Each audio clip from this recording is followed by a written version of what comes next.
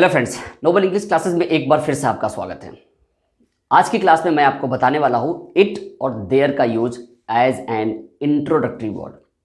जी हाँ, वैसे इट और देयर का मतलब आप में से बहुत सारे ऐसे स्टूडेंट्स हैं जिनको पता ही होगा, लेकिन फिर भी इसमें बहुत से बच्चे कंफ्यूज होते हैं। इसलिए आज मैं ये टॉपिक लेकर के आया हूं। जैसा कि आपको पता है, देयर का मतलब होता है वहां और इट का मतलब होता है वह, यह के तौर पर भी यूज होता है। जैसे ही इज गोइंग देयर, वह वहां जा रहा है, तो वहां के लिए यहां पे देयर आए। और इट इज अ मार्कर या इट इज अ पेन, यहां पे यह और वह के लिए इट का यूज करते हैं। यहां पे भी as a subject and as an object use होगा, लेकिन ये जो as a subject and as an object use होगा, ये इंट्रोडक्टरी की तरह यूज होगा। अब ये इंट्रोडक्टरी क्या होता है मैं आपको डिटेल में बताने वाला हूं, ठीक है। फॉर एग्जाम्पल, जैसे हम कहते हैं एक राजा था। अब एक राजा था, इसमें वहां तो है नहीं, फिर भी हम इसमें देयर का यूज करते हैं। देयर वॉज अ किंग, ठीक है। इस तरीके से दूसरा सेंटेंस है बारिश हो रही है। बारिश हो रही है, इसमें वह तो है नहीं, लेकिन फिर भी हम यूज करते हैं इट इज रेनिंग। 2 बज रहे हैं, तो 2 बज रहे हैं, इसमें इट तो है नहीं, लेकिन फिर भी हम कहते हैं इट इज 2 o'clock, ठीक है।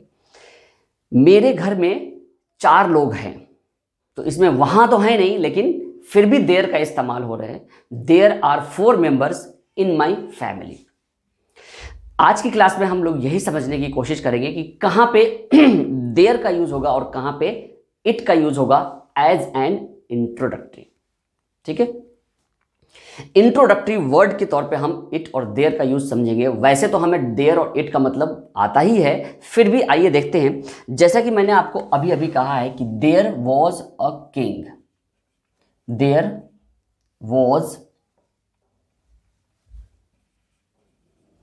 अ किंग। इसकी हिंदी है एक राजा था, एक राजा था।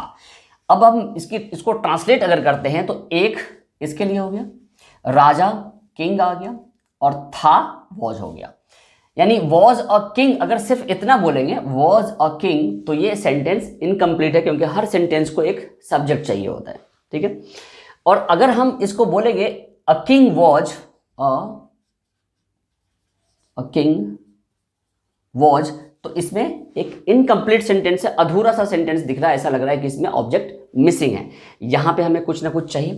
तो अगर किसी सेंटेंस में अगर हमें लगता है कि यहां पे कुछ ना कुछ चाहिए, या अगर किसी सेंटेंस में लगता है कि एज एन सब्जेक्ट अगर कुछ चाहिए, वॉज अ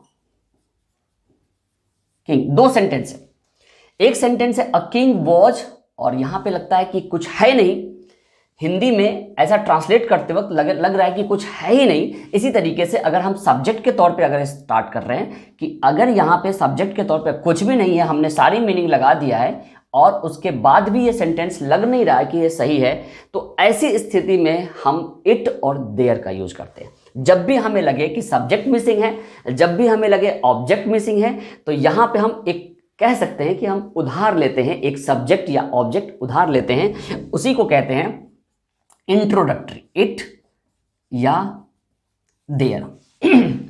इट लगाएंगे, देयर लगाएंगे, दोनों में से कोई एक लगाएंगे, इतना तो समझ में आ गया कि इट या देयर लगाएंगे। अब सवाल यह पैदा होता है कि कहां पे हम इट लगाएंगे और कहां हम देयर लगाएंगे।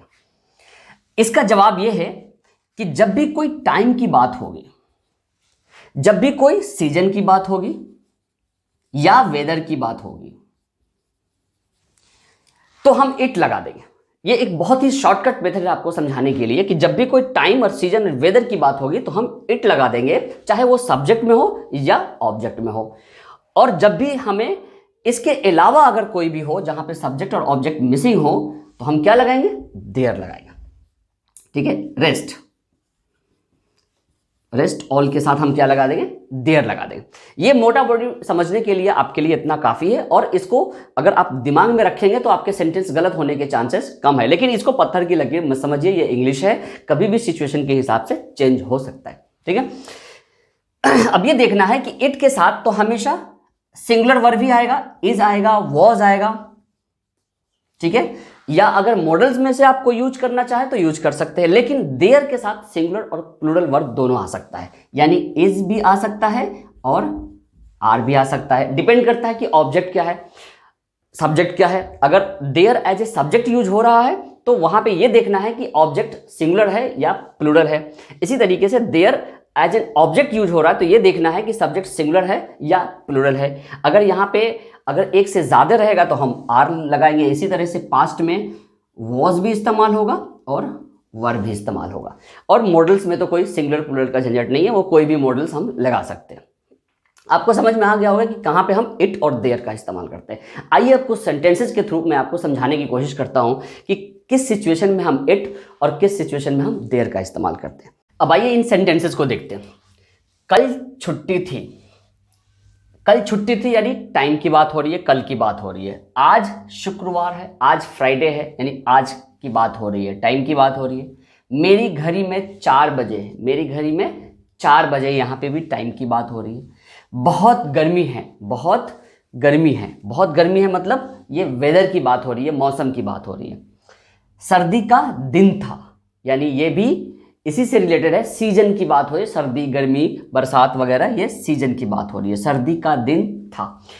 तो जैसा कि मैंने आपको बताया, जब भी इस तरह के सेंटेंस हो जिसमें टाइम, सीजन, वेदर की अगर बात हो तो हम इसमें सब्जेक्ट इट लगाएंगे, क्योंकि इसमें किसी में भी सब्जेक्ट नहीं है। जैसे कल छुट्टी थी, बहुत सारे लोग ये कहते हैं कि येस्टरडे वॉज हॉलीडे, जबकि जब भी टाइम होगा किसी भी सेंटेंस में, कल, आज या मेरी घड़ी में, इस तरह के अगर वर्ड हो गए तो वो सब के सब लास्ट में, यानी कि हम लास्ट में ही लिखते हैं, शुरू में स्टार्टिंग में एज ए सब्जेक्ट उसको कंसीडर नहीं किया जाता है। मेरी घड़ी में ये प्रीपोजिशन वाले जितने भी होंगे उससे सेंटेंस स्टार्ट नहीं करने चाहिए, हमें बिल्कुल भी नहीं करना चाहिए। इसी तरीके से कल और आज या इस तरह के जब भी टाइम दिया हो तो सेंटेंस में उसको एज ए सब्जेक्ट कंसीडर नहीं करना चाहिए, उसको हमेशा लास्ट में लिखना चाहिए। तो बचा क्या फिर हमारे पास, छुट्टी थी, तो छुट्टी मतलब हॉलीडे, और था, थे, थी यानी वॉज वर। तो अब तो ये इसमें कोई सब्जेक्ट है ही नहीं। अगर हम हॉलीडे को सब्जेक्ट मानते हैं तो वॉज वेयर रह जाएगा और फिर हमें ऑब्जेक्ट चाहिए होगा। इसी तरीके से हम इसमें या तो हमें सब्जेक्ट या ऑब्जेक्ट चाहिए, तो हम इसमें इट एज ए सब्जेक्ट लेते हैं। तो क्या हो जाएगा इसका सेंटेंस, इट वॉज हॉलीडे, कल यानी बीते हुए समय में, तो yesterday, yesterday, it was holiday yesterday. आज शुक्रवार है यानी इट इज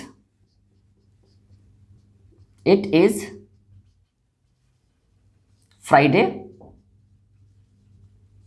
टुडे। आज शुक्रवार है, इट इज फ्राइडे टुडे। मेरी घड़ी में 4 बजे हैं, तो यहां पे भी इट से ये स्टार्ट करेंगे क्योंकि ये मेरी घड़ी में ये लास्ट में चला जाएगा। तो सेंटेंस हमारे पास सिर्फ है 4 बजे हैं, तो 4 बजे हैं यानी 4 o'clock, और इज लगा देंगे, लेकिन सब्जेक्ट तो चाहिए हमें, तो इसलिए हम सेंटेंस बनाते हैं it is 4 o'clock, it is 4 o'clock in my watch, मेरी घड़ी में, तो इन माई वॉच। ओके। बहुत गर्मी है, बहुत गर्मी है यानी इट इज वेरी हॉट, बहुत गर्मी है, इट इज वेरी हॉट, ठीक है। सर्दी का दिन था, सर्दी का दिन था यानी it was winter, it was winter. तो पता ये चला कि ये इस तीनों सिचुएशन में हम इट का इस्तेमाल करेंगे। इसके अलावा जो बच जाएगा उसमें हम देयर का इस्तेमाल करेंगे। यही मैं आपको समझाने की कोशिश कर रहा था, मुझे लग रहा होगा कि आपको समझ में आ रहा होगा, ठीक है। मेरे गांव में एक स्कूल था, जैसा कि मैंने आपको इधर बताया, मेरी घड़ी में ये कभी भी सब्जेक्ट नहीं हो सकता है। ठीक इसी तरीके से मेरे गांव में ये सब्जेक्ट हमारा नहीं है। इसको हम सेंटेंस जब हम लिख देते हैं तो ये लास्ट में लिखते हैं।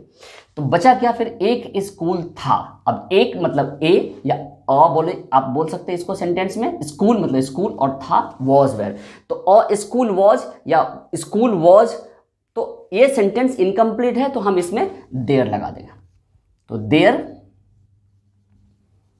was a school. There was a school. There was a school in my village. In my village. There was a school in my village. मेरे परिवार में 6 लोग हैं. मेरे परिवार में लास्ट में लिख देंगे तो बचा क्या हमारे पास सेंटेंस, सिर्फ इतना. ठीक है, 6 लोग हैं. पहले हमें इसी को बनाना है हर सेंटेंस में. 6 लोग हैं, एक स्कूल था, कोई उपाय होनी चाहिए. ठीक है, ये तो पूरा का पूरा सेंटेंस, इसमें तो कुछ प्रीपोजिशन है भी नहीं इसमें, यानी कोई शक नहीं है. यहां पे हम ये पहले इसको बनाएंगे. मेरे कोचिंग में ये बाद में लगा देंगे. सिर्फ 600 बच्चे थे. तो पहले हमें इन सेंटेंसेस को बनाना चाहिए जिसमें कि कोई प्रीपोजिशन नहीं है. प्रीपोजिशन या टाइम वाले वर्ड हमेशा लास्ट में हम लिखते हैं. ठीक है, तो 6 लोग हैं, यानी there are 6 members. There are 6 members. मेरे परिवार में तो इन my family. In my family. ठीक है, कोई उपाय होनी चाहिए. यहां पे मॉडल चाहिए मतलब शुड बी. ठीक है, तो देयर शुड बी कोई, यानी some. There should be some. There should be some way out. There should be some way out. कोई उपाय होना चाहिए. There should be some way out. अगर कोई उपाय नहीं है तो there is no way out. कोई उपाय है, टेंशन मत लो. There is some way out, don't worry. इसमें कोई शक नहीं है. इसमें कोई शक नहीं है, पहले हम ये बनाएंगे. There is no doubt. There is no doubt. इसमें there is no doubt. Doubt के साथ हमेशा प्रीपोजिशन जो अबाउट लगता है. There is no doubt about it. ठीक है, there is no doubt about it. मेरे कोचिंग में 600 बच्चे थे. तो 600 बच्चे थे, यानी देयर वर. अब ये देखिए यहां पे देयर वॉज लगा है यहां पे, क्योंकि एक ही स्कूल था. देयर वॉज, तो देयर वॉज. यहां पे देयर वर ऐसा क्यों है? देयर के साथ वॉज लग रहा है यहां पे और देयर के साथ वर लग रहा है. ये इसलिए लग रहा है क्योंकि यहां पे एक स्कूल की बात हो रही है, यहां पे 600 बच्चों की बात हो रही है. तो there were 600. There were 600 students. यहां पे बच्चे का मतलब है स्टूडेंट्स. देयर वर 600 चिल्ड्रन लिख सकते हैं, लेकिन सेंस यहां पे क्या है? Students. There were 600 students in my coaching. In my coaching. ठीक है, बहुत ही सिंपल सा कंसेप्ट था. मुझे उम्मीद है कि आपको समझ में आ गया होगा. अगर आज की वीडियो अच्छी लगे तो आपको पता है लाइक, शेयर और सब्सक्राइब करना है. ठीक है, अगर आपने अभी तक बेल आइकॉन नहीं दबाया है तो वो जरूर दबाइए, क्योंकि आने वाली वो सारी इंपॉर्टेंट मिलेगी ही नहीं जब तक कि आप बेल आइकॉन दबाएंगे नहीं. उसमें ऊपर वाला बटन यानी ऑल पे क्लिक करिएगा तो सारे वीडियोस की आपके पास नोटिफिकेशन टाइम पे आ जाएगा. चलिए फिर इजाजत दीजिए, मिलते हैं किसी नेक्स्ट इंपॉर्टेंट वीडियो में. तब तक के लिए good bye and take care.